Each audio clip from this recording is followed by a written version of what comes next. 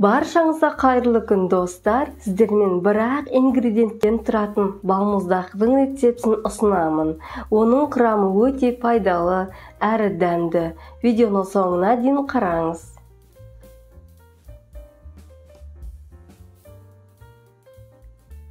Ең алдымен бананды морозилкеге салып қатырып аламыз.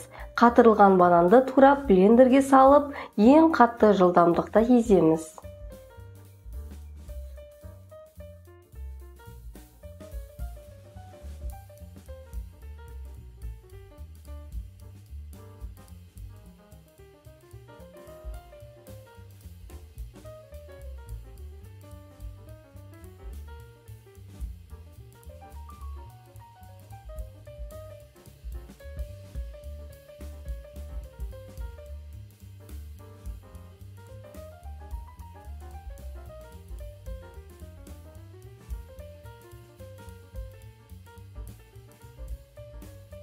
Езілген бананды ыдысқа салып, үстіне шоколад сепсеңіздер болады.